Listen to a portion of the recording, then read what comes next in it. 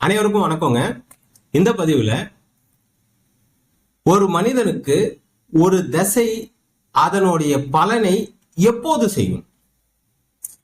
நன்மையை செய்தாலும் சரி, தீமையை செய்தாலும் சரி, அதனுடைய பலனை எப்போது செய்யும்?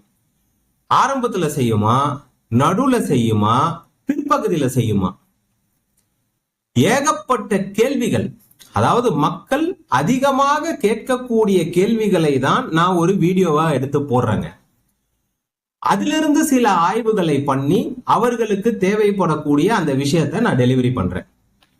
இப்போ நிறைய பேர் கேட்கக்கூடிய கேள்வி, ஐயா எனக்கு இந்த தசை நல்ல தசைன்னு சொல்றாங்க, ஆனா அந்த தசை ஸ்டார்ட் ஆகி போச்சு, இன்னும் எனக்கு நல்லதை செய்யல.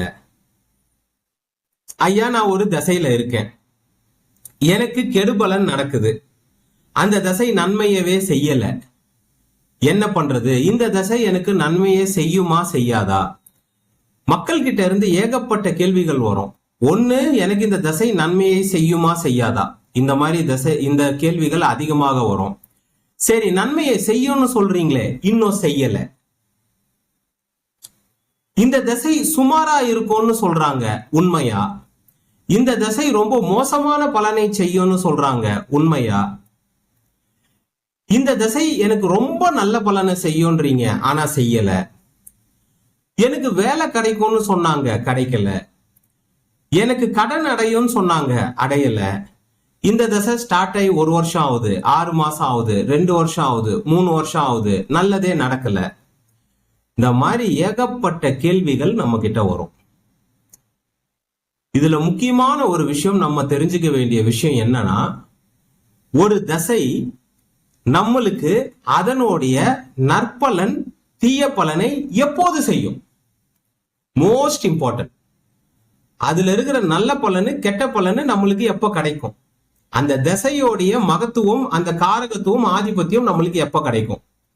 நடுவுல கிடைக்குமா, முன்னாடி கிடைக்குமா, பின்னாடி கிடைக்குமா? ஏனென்றால் சூரிய தசை 6 வருஷம் எடுத்த உடனே கிடைக்குமா, இல்ல 3 வருஷம் கழிச்சு கிடைக்குமா, இல்ல 5வது வருஷம் கிடைக்குமா? சனி தசை 19 வருஷம் முதல் வருஷமே கிடைக்குமா, இல்ல 5வது வருஷம் கிடைக்குமா, இல்ல 8வது வருஷம் கிடைக்குமா, இல்ல 12வது வருஷம் கிடைக்குமா?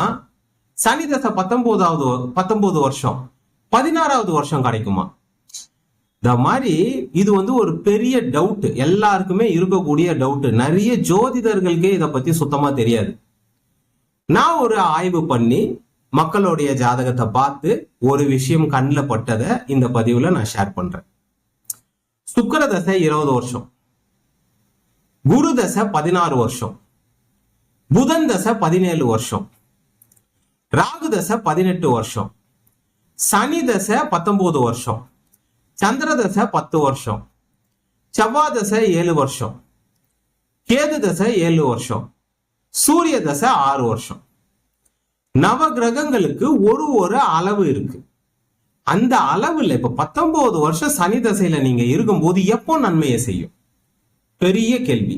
அதனுடைய முழு நன்மை, அந்த சனி தசை அவருக்கு யோகரா வருதுன்னு வைங்களேன், அந்த சனி தசை அவருக்கு நன்மையை செய்துன்னு வைங்களேன், அது எப்போ நடக்கும்? ஸ்டார்டிங்லயே நடக்குமா, சென்டர்ல நடக்குமா, கடைசியில நடக்குமா?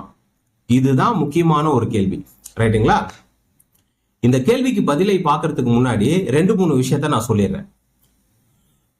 உங்க ஜாதகம் மட்டும் யோக ஜாதகமா இருந்ததுன்னு வைங்களேன், உங்க ஜாதகம் நல்ல பலமா இருந்ததுன்னு வைங்களேன், உங்க ஜாதகத்துல திரிகோணாதிபதிகள் நல்லா வலுவா இருக்கிறாங்கன்னு வைங்களேன், 30 வயசுல இருந்து 60-65 வயசுக்குள்ள உங்களுக்கு ஒரு நல்ல தசை வருதுன்னு வைங்களேன், வந்த 3 மாசத்துல இருந்து 6 மாசத்துக்குள்ள அதனுடைய நற்பலனை நீங்க பார்க்கலாம்.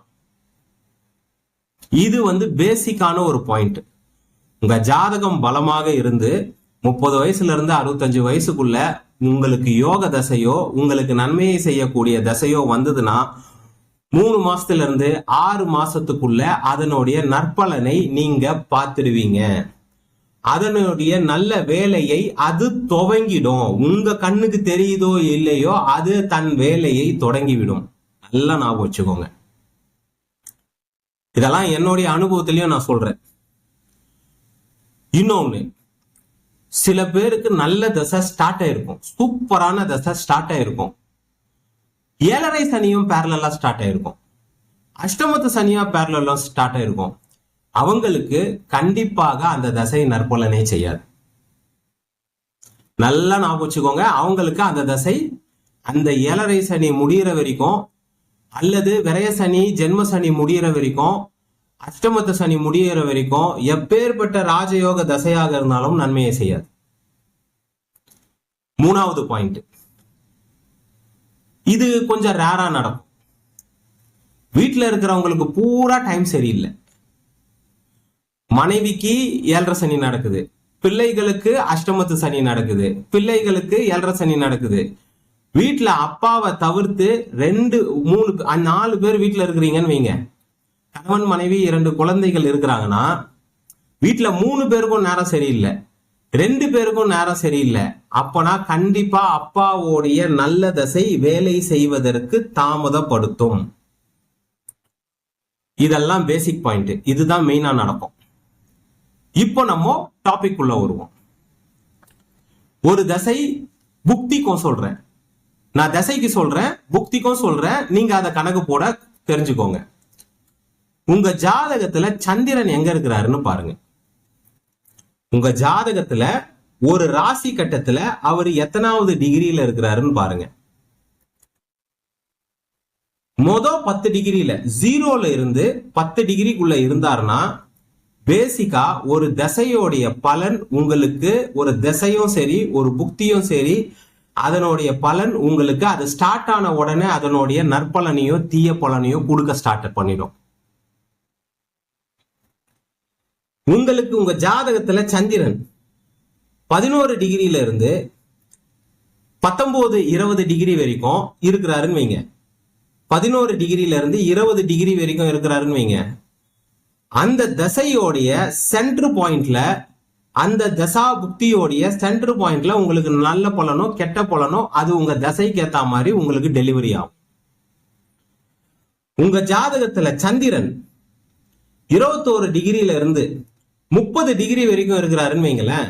அப்போ உங்களுக்கு அந்த தசையோடைய நற்பலனோ தீய பலனோ மத்தியமமான பலனோ அந்த தசையோடைய பிற்பகுதியில உங்களுக்கு கிடைப்பதற்கு அதிகமான வாய்ப்புகள் இருக்கு. இது வந்து பேசிக்கான ஒரு பாயிண்ட். இதை நீங்க செக் பண்ணி பாருங்க. உங்க சந்திரன் எங்க அமர்ந்து இருக்கிறாரோ அந்த ஒரு ராசி கட்டம்ன்றது 30 டிகிரி, 30 நம்பர் வரும். அந்த 30 டிகிரியில அவர் எங்க உட்கார்ந்து இருக்காரு, ஃபர்ஸ்ட் 10 பாயிண்ட்ல உட்கார்ந்து இருந்தா அதனுடைய அந்த தசாபுக்தி ஸ்டார்ட் ஆன உடனே உங்களுக்கு அந்த பலன் நடந்துரும். நடுவுல உட்கார்ந்து இருந்தா 11ல இருந்து 20 வரைக்கும் உட்கார்ந்து இருந்தா அந்த நல்ல பலனோ கெட்ட பலனோ சென்டர் டைம்ல நடக்கும். பிற்பகுதியில 21 டிகிரியில இருந்து 30 டிகிரி வரைக்கும் உட்கார்ந்து இருந்தா அந்த நல்ல பலனோ கெட்ட பலனோ அந்த தசையோடைய பிற்பகுதியில நடக்கும். இது வந்து பேசிக்கான ஒரு பாயிண்ட். இன்னும் நம்ம துல்லியமான பலனுக்குள்ள வரல. இன்னொரு ஒரு விஷயம் ஒண்ணு இருக்கு. இரு ஆதிபத்திய கிரகம்னு ஒண்ணு இருப்பாங்க. 8ஆம் அதிபதியாகவும் இருப்பாரு, 9ஆம் அதிபதியாகவும் இருப்பாரு. புரியுதுங்களா? 6ஆம் அதிபதியாகவும் இருப்பாரு, 11ஆம் அதிபதியாகவும் இருப்பாரு. இந்த மாதிரி ஒரு நல்ல ஆதிபத்தியம் ஒரு கெட்ட ஆதிபத்தியம்னு கொண்டு இருப்பாங்க. அந்த கிரகம் 2 ஆதிபத்தியம் கொண்டு இருப்பாங்க. அந்த கிரகம் எந்த ஆதிபத்தியத்தோட முதல் தொடர்பு கொண்டு இருக்கோ, எந்த ஆதிபத்தியத்தோட கனெக்ட் ஆயிருக்கோ அந்த பலன் நல்ல பலனோ கெட்ட பலனோ ஃபர்ஸ்ட் நடக்கும். இப்போ நீங்க தனுசு லக்னம்னு வைங்க. சுக்கிரன் 6ஆம் அதிபதியாகவும் வருவாரு, 11ஆம் அதிபதியாகவும் வருவார். 11ஆம் இடத்திலேயே அமர்ந்து இருக்கிறாருன்னு வைங்களேன். இல்ல 5ஆம் இடத்துல இருந்து 11ஆம் இடத்தை பாக்குறாருன்னு வைங்களேன். அப்போ உங்களுக்கு 11ஆம் இடம் நல்ல பலன் ஃபர்ஸ்ட் நடந்துட்டு அதுக்கப்புறம் கெட்ட பலன் நடக்கும், 6ஆம் இடத்து பலன் நடக்கும். இது வந்து ஒரு பேசிக் பாயிண்ட். இந்த பாயிண்ட் எல்லாம் சேர்ந்துதான் கணக்கு பண்ணி நம்ம சொல்றோம். முக்கியமான விஷயத்துக்கு இப்பதான் வரேன், முக்கியமான டிபார்ட்மெண்ட்டுக்கு இப்போதான் வரேன். இதை வச்சுதான் நீங்க துல்லியமா கணக்கு பண்ண முடியும். அந்த தசை நம்மளுக்கு ஸ்டார்ட் ஆன உடனே நம்மளை வெளிநாட்டுக்கு அனுப்புமா, ஸ்டார்ட் ஆன உடனே நம்மளுக்கு வேலை கிடைக்குமா, ஸ்டார்ட் ஆன உடனே நம்ம பிசினஸ் பண்ணுவோமா, ஸ்டார்ட் ஆன உடனே நம்ம வெளிநாட்டுக்கு போவோமா, ஸ்டார்ட் ஆன உடனே நம்மளுக்கு பெரிய நல்ல விஷயங்கள் நடக்குமா நடக்காதான்றத இதை வச்சுதான் நம்ம சொல்றோம். என்னன்னா, உங்க சந்திரன் ஸ்டார்டிங்ல இருக்காரா, மொதல் 10 டிகிரியில இருக்காரா, இல்ல நடு 10 டிகிரியில இருக்காரா, இல்ல கடைசி 10 டிகிரியில இருக்கிறாரான்றத செக் பண்ணிடுங்க. செக் பண்ணிட்டு வச்சுட்டு உங்களுக்கு தசாநாதன், அந்த தசாநாதன் சந்திரனோட டிகிரிக்கு ஈக்குவலா இருக்கிறாரா, இல்ல அதுக்கு முன்னாடி இருக்கிறாரா, அதுக்கு பின்னாடி இருக்கிறாரான்றத செக் பண்ணணும். திருப்பியும் சொல்றேன், கன்ஃபியூஸ் ஆகும். இப்போ ஒரு உதாரணத்துக்கு சந்திரன் உங்க ஜாதகத்துல 15 டிகிரியில இருக்கிறாருன்னு வைங்க. இப்போ உங்களுக்கு ஒரு கிரகம் தசை நடக்குது, சனி தசை வருதுன்னு வைங்க, சுக்கிர தசை வருதுன்னு வைங்க. அந்த சுக்கிரனோ அல்லது சனியோ உங்களுக்கு சந்திரன் 15 டிகிரியில இருக்கிறாங்க. அந்த சுக்கிர தசையோ அல்லது சனி தசையோ அவங்க எந்த வீட்டுல வேணாலும் அமர்ந்திருக்கலாம். ராசி கட்டத்துல உங்க லக்னத்துக்கு எங்க வேணாலும் அமர்ந்திருக்கலாம். 15 டிகிரியில அமர்ந்து இருந்தாங்கன்னா அப்போ உங்க சந்திரனோட அவங்க பேரலா வருவாங்க. அப்போ உங்களுக்கு அந்த நல்ல பலனோ அந்த தீய பலனோ, அந்த சுக்கிர தசை உங்களுக்கு நன்மையை செய்தாலும், இந்த சனி தசை உங்களுக்கு நன்மையை செய்தாலும், அந்த சனி உங்களுக்கு கெட்டவரோ இல்ல சுக்கிரன் உங்களுக்கு கெட்டவரோ, அது அந்த தனிப்பட்ட ஜாதகத்துல மாறுபடும். அந்த கிரகம் கரெக்டா அந்த சந்திரன் 15 டிகிரியில இருக்கும்போது அவரும் 15 டிகிரியில இருந்தாருன்னா அந்த நல்ல பலனோ கெட்ட பலனோ அந்த தசையில சென்டர் பாயிண்ட்ல நடக்கும். இப்போ உங்களுக்கு சந்திரன் 15 டிகிரியில இருக்கிறாரு, உங்களுக்கு சுக்கிர தசை நடக்க போகுது. அந்த சுக்கிரன் 5 டிகிரியில இருக்கிறாருன்னு வைங்களேன், அப்ப சந்திரனோட நெருக்கத்துல வராரு. அந்த தசாநாதன் சந்திரனோட நெருக்கத்துல வரும்போது அப்போ அந்த பலன் அந்த சுக்கிர தசையோடைய நல்ல பலனோ தீய பலனோ உங்களுக்கு ஸ்டார்டிங்லயே நடக்கும். இந்த சந்திரனோட டிகிரிய சென்டர் பாயிண்டா ஞாபகம் வச்சுக்கோங்க. 15 டிகிரியில சந்திரன் இருந்தார்னா, அந்த தசாநாதன் 15 டிகிரியில இருந்தார்னா சென்டர்ல அந்த பலன் நடக்கும். அந்த 15 டிகிரியோட முன்னாடி இருந்தார்னா முன்னாடியே அந்த பலன் நடக்கும். அந்த 15 டிகிரியை தள்ளி இருந்தார்னா அந்த நல்ல பலனோ தீய பலனோ பின்னாடி அந்த தசையோடைய பிற்பகுதியில நடக்கும். இதுதான் கான்செப்டுங்க. இப்போ உங்களுக்கு சந்திரன் 5 டிகிரியில இருக்கிறாருன்னு வைங்க, உங்களுக்கு அந்த தசாநாதன் அவரும் 5 டிகிரியில இருக்கிறாருன்னு வைங்க, கரெக்டா சென்டர்ல நடக்கும். அதனுடைய நல்ல பலனோ தீய பலனோ சென்டர்ல நடக்கும். பின்னாடி இருக்கிறாருன்னு வைங்க, 15 டிகிரி 25 டிகிரி 20 டிகிரியில இருக்கிறாருன்னா அந்த தசையோடைய பிற்பகுதியில உங்களுக்கு அந்த பலன் நடக்கும். உங்களுக்கு சிம்பிளா புரியுற மாதிரி இது கொஞ்சம் காம்ப்ளிகேட்டடா இருக்குங்க. அது எனக்கு நல்லா புரியுது. உங்களுக்கு சிம்பிளா புரியுற மாதிரி சொல்லணும்னா, சந்திரன் எங்க இருக்கிறாரோ அவர் 5 டிகிரியில இருக்கட்டும், 20 டிகிரியில இருக்கட்டும், 15 டிகிரியில இருக்கட்டும், 25ல இருக்கட்டும், எங்க வேணாலும் இருக்கட்டும், அதை சென்டர் பாயிண்டா வச்சுக்கோங்க. அதை சென்டர் பாயிண்டா வச்சுட்டு அந்த சந்திரன் இருக்கக்கூடிய, இப்ப சந்திரன் 15 டிகிரியில இருக்கிறாருன்னா, இப்ப 5ஆம் இடத்துல உங்களுக்கு சனி இருக்கிறாருன்னா அந்த இடத்துல அந்த 5ஆம் இடத்துல 15 டிகிரியை மார்க் பண்ணிக்கோங்க. மார்க் பண்ணிட்டு அந்த கிரகம் அந்த சனி அந்த 15 டிகிரிக்கு முன்னாடி இருக்கிறாரா பின்னாடி இருக்கிறாரான்னு பாருங்க. முன்னாடி இருந்தாருன்னா அந்த தசையோடைய ஆரம்பத்திலேயே அதனுடைய நற்பலன் தீய பலன் நடக்கும். சென்டர்ல இருந்தாங்கன்னா அந்த தசையோடைய நடுப்பகுதியில நடக்கும். பின்னாடி இருந்தாங்கன்னா தள்ளி நடக்கும். இப்போ உங்களுக்கு சந்திரன் 5 டிகிரியில இருக்கிறாருன்னு வைங்க, அப்போ அந்த கிரகம் எந்த வீட்டுல அமர்ந்து இருக்குதோ அங்க சென்டரா பாயிண்ட பிடிங்க. அங்க சென்டரா பாயிண்ட பிடிச்சிங்கன்னா இப்போ உங்களுக்கு சந்திரன் 5 டிகிரியில இருக்கிறாருன்னு வைங்க, இப்போ உங்களுக்கு ஒரு சனி தசை ஸ்டார்ட் ஆக போகுதுன்னு வைங்க, அந்த சனியும் 5 டிகிரியில இருக்கிறாருன்னா உங்களுக்கு அந்த பலன் சென்டர்ல நடக்கும். அந்த வீட்டை விட்டு அந்த 5ஆம் வீட்டை விட்டு முன்னாடி இருக்கிறாருன்னா 4ஆம் இடத்துல 25 டிகிரியில இருக்கிறாருன்னா அந்த தசையோடைய முன்னாடியே உங்களுக்கு அந்த பலன் நடக்கும். இப்போ உங்களுக்கு சந்திரன் 5 டிகிரியில இருக்கிறாரு, 15 டிகிரிக்கு மேல அந்த சனி இருக்கிறாருன்னா அந்த தசையோடைய பிற்பகுதியில அந்த நல்ல பலனோ தீய பலனோ நடக்கும். இது கொஞ்சம் காம்ப்ளிகேட்டடான ஒரு விஷயம்தான். இது நிறைய பேருக்கு சரியா புரியாது. ஓப்பனா இதை எப்படி ரொம்ப பிராக்டிக்கலா புரிஞ்சுக்கணும்னா, சந்திரன் எங்க இருக்கிறார், அந்த தசாநாதன் எந்த வீட்டுல வேணாலும் இருக்கட்டும், அவர் என்ன டிகிரியில இருக்கிறார், சந்திரனோட அந்த டிகிரி சென்டர் பாயிண்ட வச்சுட்டு முன்னாடி அந்த கிரகம் வந்துருச்சுன்னா அது அந்த பலன் ஸ்டார்டிங்லயே செய்யும்னு அர்த்தம்.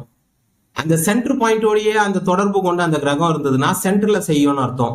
பின்னாடி இருந்ததுன்னா அந்த டிகிரியோட சந்திரனோட டிகிரியை விட பின்னாடி இருந்ததுன்னா கடைசி பகுதியில அந்த கிரகத்தோடைய நற்பலனோ தீய பலனையோ செய்யும். இதுதாங்க கான்செப்ட். ஒரு முக்கியமான ஒரு விஷயம், ஒரு மாபெரும் தசை இருக்கும். 20 வருஷம் தசை, 19 வருஷம் தசை, 18 வருஷம் தசை, 17 வருஷம் தசை, 16 வருஷம் தசைலாம் இருக்கும். இந்த தசை எல்லாமே அந்த 16 வருஷமும் அந்த மனிதனுக்கு நன்மையை செய்யணும்னு எந்த விதமான அவசியமும் கிடையாது. கடவுள் அப்படி செட்டும் பண்ணல. 17 வருஷம் புதன் தசை வருது. அந்த புதன் தசை உங்களுக்கு யோக தசைன்னு வைங்க. அந்த 17 வருஷமும் உங்களுக்கு நல்லதை செய்யும்னு நினைச்சிடாதீங்க. ஒரு சனி தசை 19 வருஷம் வருதுன்னு வைங்க. 19 வருஷமும் நம்மளுக்கு நல்லது நடந்துரும்னு அவசியமே கிடையாது. கடவுளை பொறுத்த வரைக்கும் அவருடைய டிசைன் எப்படின்னா, இந்த பெரிய தசை எல்லாமே, இந்த பெரிய தசைக்குள்ள எல்லாமே அஷ்டமத்து சனி 7.5 சனி வரும். குரு தசையில இருந்து 16 வருஷம் தசை, 17 வருஷம் தசை, 18 வருஷம் தசை, 19 வருஷம் தசை, 20 வருஷம் தசை. இந்த தசைக்குள்ள அஷ்டமத்து சனி 1 வரும், இல்லைன்னா 7.5 சனி வரும். சில பேருக்கு 2 சேர்ந்து வரும். அதுதான் கொடுமை. சில பேருக்கு 2 சேர்ந்து வரும். சோ கடவுளோட டிசைன் என்னன்னா, ஒரு தசையில அந்த மனிதருக்கு 2 வருஷத்துல இருந்து 4 வருஷத்துக்குள்ளவே அந்த மனிதருக்கு நன்மையவோ தீமையவோ கடவுளால செஞ்சிட முடியும். அதுதான் அவருடைய சீக்ரெட் பிளானே. 16 வருஷம் அந்த தசை நன்மையை செய்யணும்னு அவசியமே இல்லை. கடவுள அந்த மனிதருக்கு நன்மையை கொடுக்கணும்னு அவசியமே கிடையாது. அதுக்காக படைக்கப்பட்டது ஒரு தசை கிடையாது. அவருக்கு நல்லாவே தெரியும், நடுவுல 7.5 வரும், அஷ்டமத்து சனி வரும், கெட்ட புக்திகள் வரும், இல்ல வீட்டுல இருக்கிறவங்களுக்கு டைம் சரியில்லாம இருக்கும். இதெல்லாம் கால்குலேட் பண்ணி ஒரு 2 வருஷம், 3 வருஷம், 4 வருஷத்துக்குள்ள அந்த தசை கொடுக்க வேண்டிய நன்மையவோ தீமையவோ அந்த தசையால கொடுத்துட முடியும். இப்ப அந்த தசை ஸ்டார்டிங்லயே செய்யுமா, நடுப்பகுதியில செய்யுமா, பிற்பகுதியில செய்யுமான்றதுதான் மிகப்பெரிய கேள்வி. நிறைய பேர் கேட்கக்கூடிய கேள்விதான். சார், எனக்கு சுக்கிர தசை ஸ்டார்ட் ஆகி போச்சு, நல்ல தசைன்னு சொல்றாங்க, இது வரைக்கும் ஒரு நல்லதும் நடக்கல. சார், இந்த தசையில நான் வெளிநாட்டுக்கு போவேன்னு சொன்னாங்க, தசை ஸ்டார்ட் ஆகி போச்சு, இன்னும் நான் போல. இதுதான் விஷயம். அந்த தசை எப்போ செய்யும்ன்றது ஒரு கணக்கு இருக்கு. அந்த கணக்கு தான் நான் சொன்னேன். உங்களுக்கு புரியலன்னா சொல்லுங்க, நான் டீட்டெயில்டா இன்னொரு வீடியோல போர்ட்ல கூட போட்டு நான் எக்ஸ்பிளைன் பண்றேன். சரிங்களா? ஆக மொத்தம் இந்த மாபெரும் தசைகள் எல்லாமே ஒரு 4 வருஷம் 5 வருஷத்துல நன்மையவோ தீமையவோ நம்மளுக்கு செஞ்சிட முடியும். பாதி நம்மளுக்கு நன்மையை செய்யலனாலும் பிற்பகுதியில அது நன்மையை செய்தான்றதை செக் பண்ணும். ஆரம்பத்துல நல்லா இல்லைனாலும் நடுப்பகுதியில நன்மை நடக்குதான்றத பார்க்கணும். ஆரம்பத்துல நல்லா கொடுத்துட்டு பின்னாடி கெடுக்கிற மாதிரி இருக்குதான்றதையும் பார்க்கணும். ஒரு தசையில இத்தனை விஷயம் இருக்குதுங்க, இத்தனை படிப்பினைகள் இருக்குது, இத்தனை விஷயங்கள் அதுக்குள்ள அடக்கிதான் அனுப்புவாங்க.